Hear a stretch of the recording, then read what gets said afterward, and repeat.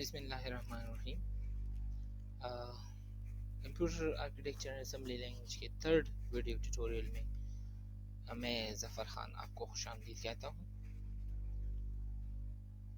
Students, last video में हमारी discussion वो रैम तक हुई थी, ठीक है जी।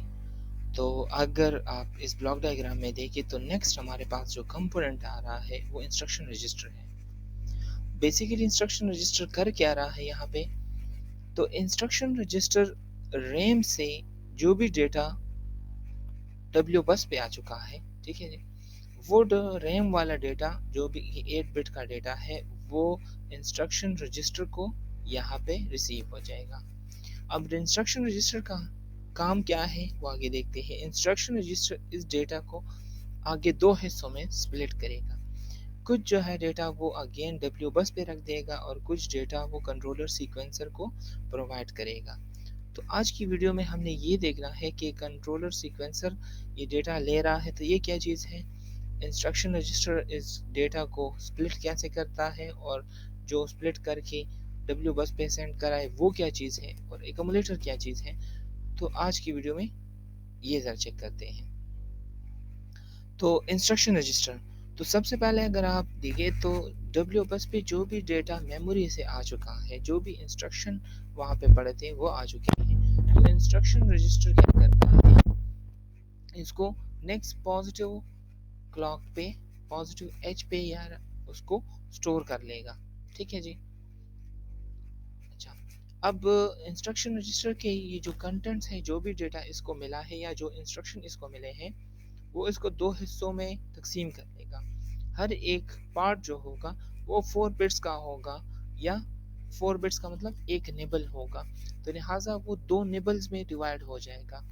एक 4 बिट्स को हम एक निबल कहते हैं, तो दो निबल्स में डिवाइड हो जाएगा। जो अपर निबल है वो आपके कंट्रोलर सीक्वेंसर की तरफ चला जाएगा, ठीक है, और जो लोअर निबल है वो अगेन डब्ल्यू बस पे प्लेस करके आगे चला जाएगा, जो कि एक स्पेसिफिक एड्रेस होगा, ठीक है जी। वो बेसिकली अगेन एक मेमोरी लोकेशन का एड्रेस है जहां से कुछ डेटा जो है वो रीड होना है। तो आपके पास जो कंट्रोलर सीक्वेंसर को मिलेगा, ठीक है जी, ये क्या होगा, ये कन्वर्ट हो जाएगा किस में, ये कन्वर्ट करेगा कंट्रोलर सीक्वेंसर उसको कंट्रोल बस में, और जो लो निबल है जो डब्ल्यू बस पे पड़ा है वो वाला डेटा अगेन रैम में चला जाएगा, ठीक है जी। रैम में जाके वो अगेन किसी मेमोरी लोकेशन का एड्रेस होगा, ये अगेन किसी मेमोरी लोकेशन का एड्रेस है, ठीक है जी। तो नेक्स्ट देखें कंट्रोलर सीक्वेंसर क्या, कंट्रोलर सीक्वेंसर, अब आप देखिए कंट्रोलर सीक्वेंसर से जो वर्ड आ रहा है वो 12 बिट्स का वर्ड है, ठीक है, जो कर क्या रहा है, जो पूरे के पूरे कंप्यूटर को आगे जाके कंट्रोल कर रहा है, ठीक है जी। लेकिन इससे पहले कंप्यूटर क्या करता है, कंप्यूटर सबसे पहले एक क्लियर सिग्नल जितने भी कंपोनेंट्स हैं उसको सेंड करेगा, लेकिन यहाँ पे स्पेसिफिकली वो प्रोग्राम काउंटर को एक सेंड करेगा, प्रोग्राम काउंटर को, और दूसरा जो है वो इंस्ट्रक्शन रजिस्टर को ये क्लियर सिग्नल सेंड कर देगा। तो ये दोनों आपके पास जो है वो क्लियर हो जाएंगे, ठीक है जी। नेक्स्ट आप देखिए तो ये जो 12 बिट का जो वर्ड आपके पास आ रहा है या जो कंट्रोल बस आपके पास आ रहा है, ये बेसिकली 12 वायर्स है जो एक जगह से दूसरी जगह की तरफ लेके जाएंगे कुछ इंस्ट्रक्शंस को कि इस जगह ने एक्टिवेट होना है और इस जगह ने डीएक्टिवेट होना है, ठीक है जी। लेकिन इसका फॉर्मेट क्या है, ये कंट्रोल बस का फॉर्मेट, ये ऑलरेडी बता चुका हूँ कि 12 बिट का फॉर्मेट है। तो कंट्रोल वर्ड जो जनरेट करेगा, ठीक है, ये उसका फॉर्मेट है, ठीक है जी। तो यहाँ से आप देख सकते हैं कि जितने भी ये आपको नज़र आ रहा है तो ये प्रोग्राम काउंटर के साथ कनेक्ट है, ठीक है जी। इसी तरह ये अब अगर आप देखें तो ये मेमोरी के साथ कनेक्ट है, इसी तरह इधर देखें तो ये इंस्ट्रक्शन रजिस्टर के साथ कनेक्ट है, और ये सारे जो है एक्यूमुलेटर के साथ कनेक्ट हैं, ये आप एडर सब्ट्रैक्टर के साथ कनेक्ट है, और इसी तरह बी रजिस्टर के साथ है, और ये आउटपुट रजिस्टर के साथ है। तो ये जितने भी आपको नज़र आ रहा है ये बेसिकली उस स्पेसिफिक कंपोनेंट को एक्टिवेट या डीएक्टिवेट करने के सिग्नल्स हैं। ठीक है जी। तो ये वायर जो है वो स्पेसिफिक कंट्रोलर सीक्वेंसर से निकल के उस स्पेसिफिक कंपोनेंट के साथ कनेक्ट हुए हैं। अच्छा, तो क्या होगा बेसिकली इस वर्ड ने, ये जो आपको ऊपर नजर आ रहा है 12 बिट का जो वर्ड है इसने डिटरमिन करना है कि किस तरह एक रजिस्टर रिएक्ट करेगा नेक्स्ट पॉजिटिव क्लॉक पे। ठीक है जी। नेक्स्ट पॉजिटिव क्लॉक पे एक रजिस्टर किस तरह बिहेव करेगा, किस तरह रिएक्ट करेगा।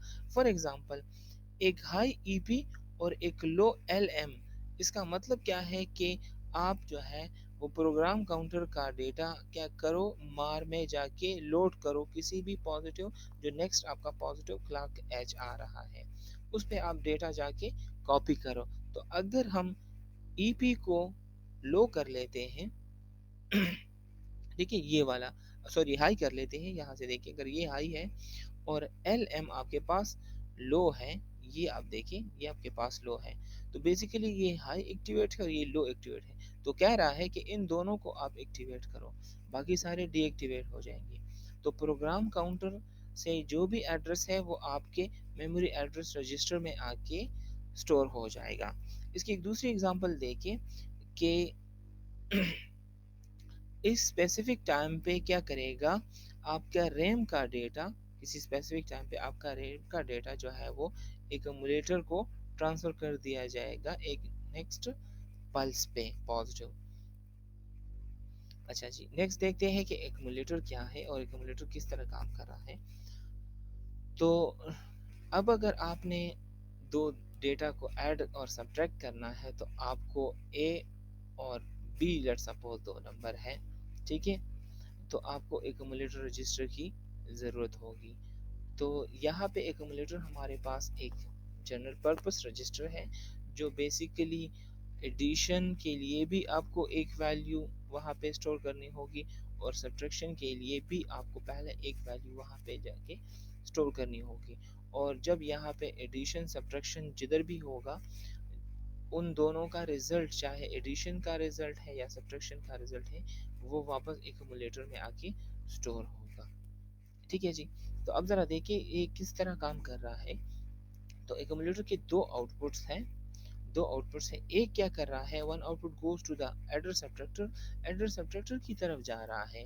क्यों जा रहा है, क्योंकि अगर एडिशन करनी है तो इस एक्यूमुलेटर का मौजूदा डेटा वो एडिशन के लिए एडर सब्ट्रैक्टर में चला जाए, लेकिन अगर सब्ट्रैक्शन करनी है तो एडर सब्ट्रैक्टर में एक्यूमुलेटर का डेटा जो है वो पहुंचा दिया जाए। तो इसलिए इस एक्यूमुलेटर का एक आउटपुट एडर सब्ट्रैक्टर की तरफ जा रहा है, दूसरा जो है वो डब्ल्यू बस की तरफ जा रहा है। ठीक है जी। डब्ल्यू बस की तरफ क्यों जा रहा है, वो इसलिए जा रहा है कि जब अगर हमें ये रिजल्ट मिल जाए, फॉर एग्जांपल एडिशन का जो रिजल्ट है, ठीक है, या जो सब्ट्रैक्शन का जो आपके पास रिजल्ट आ रहा है, इन दोनों में से कोई भी रिजल्ट आपके पास, तो वो आपने आउटपुट पे लेके जाना है। तो आउटपुट पे ले जाने के लिए एक्यूमुलेटर का जो दूसरा आउटपुट है वो डब्ल्यू की तरफ जा रहा है या डब्ल्यू बस की तरफ जा रहा है। देखिए ये ऑलरेडी मैं बता चुका हूँ कि ये क्या करेगा, आंसर को स्टोर करेगा। ठीक है जी, आंसर को स्टोर करेगा। अच्छा, किसके आंसर को, यानी वो आंसर जो एडर सब्ट्रैक्टर ने उसको सेंड किया है। कब ये करेगा, जब ए एल इसका लो होगा। ठीक है जी, ए एल लो होगा तो ये एडर से या एडर सब्ट्रैक्टर जो भी पार्ट है उधर से डेटा लेके एक्यूमुलेटर में इसको स्टोर कर देगा। नेक्स्ट क्या है, और इसकी जो वैल्यू है जो अभी इसमें पहुंच चुकी है, अगर इसको आपने एज आउटपुट पे लेके जाना है तो आप क्या करोगे, इस आई ई ए को यानी एनेबल को आप हाई कर लेंगे, जिससे क्या होगा, द डेटा जो है वो आपके आउटपुट पे आ जाएगा और वो डब्ल्यू बस पे प्लेस हो जाएगा। तो अगेन वो आप किसी भी कंपोनेंट को पहुंचा सकते हो, लेकिन यहाँ पे यूजुअली हम आउटपुट रजिस्टर की तरफ पहुंचाएंगे। नेक्स्ट हम देखते हैं एडर सब्ट्रैक्टर। किसी भी कंप्यूटर में अरिथमेटिक एंड लॉजिक यूनिट बहुत इंपॉर्टेंट होता है।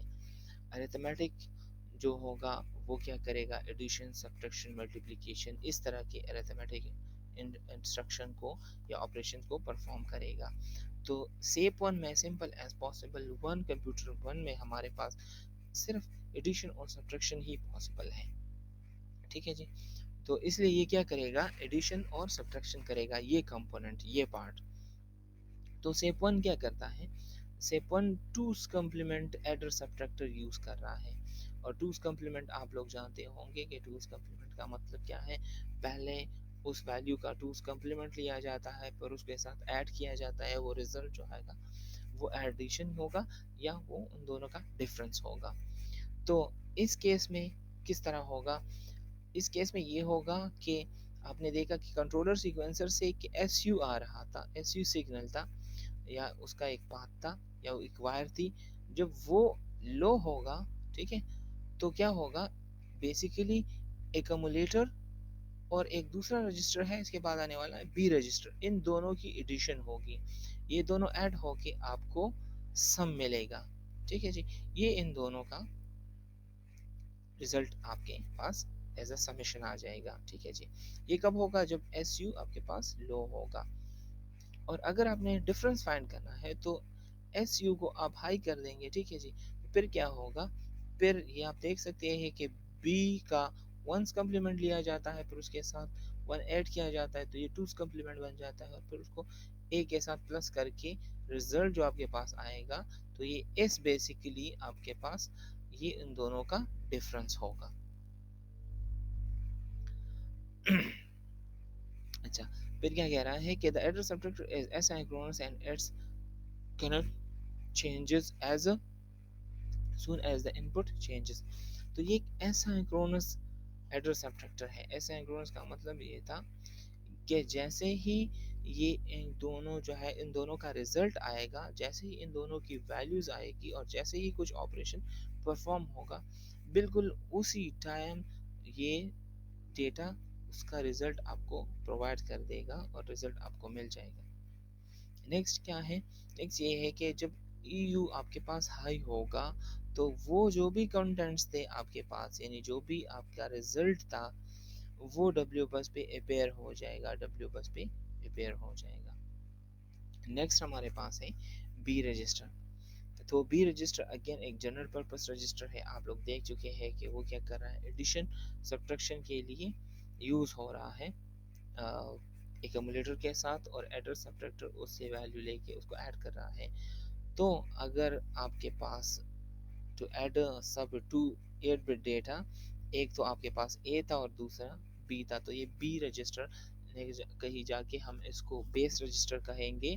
तो B register stores the B number, ठीक है जी, या द नंबर बी, जो भी दूसरी वैल्यू है वो बी में आएगी। तो ए की वैल्यू और बी की वैल्यू दोनों ऐड होके या सब्ट्रैक्ट होके फॉरवर्ड की जाएगी।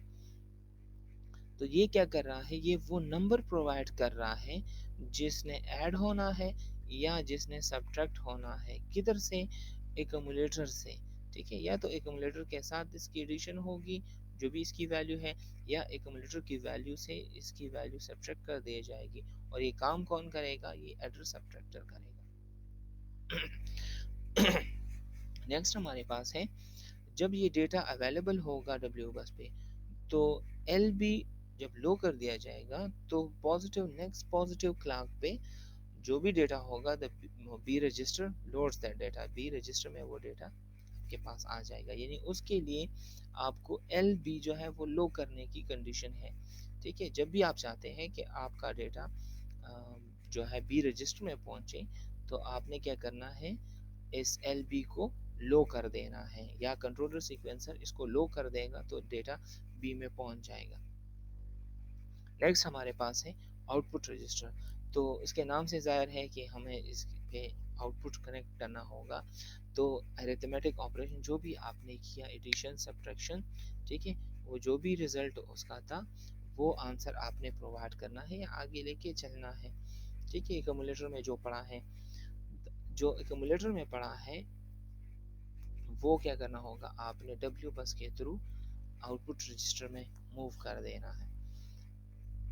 ये कब होता है, ये तब होता है जब आपको नेक्स्ट पॉजिटिव क्लॉक मिलेगी, वो कंफर्म है, वो सारों के लिए एक जैसे हैं। ठीक है, और ये कंडीशन आपके पास जो है वो सेटिस्फाई हो जाए, एक हाई है और दूसरा लो है, तो अगर ये दोनों कंडीशन आपके पास सेटिस्फाई है तो वो डेटा जो है आउटपुट रजिस्टर पे पहुंच जाएगा। नेक्स्ट ये है कि हमने क्या करना है, तो ये जो वैल्यू आपके पास है वो आप इसके थ्रू 7 सेगमेंट डिस्प्ले पे डिस्प्ले करा सकते हो। ठीक है जी। बाइनरी डिस्प्ले क्या है? Binary display is a row of just simple LEDs connect है एक रो में, और आप इनके थ्रू जो भी न्यूमेरिकल वैल्यू आई है, जो भी रिजल्ट आया है, वो आप उसके थ्रू डिस्प्ले करा सकते हैं। ठीक है जी। और हर एक एलईडी के साथ एक फ्लिप फ्लॉप जो है वो कनेक्ट है, तो फ्लिप फ्लॉप क्या करेगा, या तो जस्ट उसको ऑन कर देगा तो एलईडी ग्लो करेगी, या तो जस्ट उसको ऑफ कर देगा तो एलईडी ऑन ऑफ होगी। ठीक है। तो इस तरह एलईडी ऑन ऑफ होने की वजह से आपको जो भी आपका कंटेंट था, जो भी रिजल्ट था, वो आपको डिस्प्ले कराया जाएगा। तो उसके बाद हम रिजल्ट आसानी से डिस्प्ले पे देख सकते हैं। तो डियर स्टूडेंट्स, ये हमारा सेप 1 के ब्लॉक डायग्राम की जस्ट इंट्रोडक्शन थी।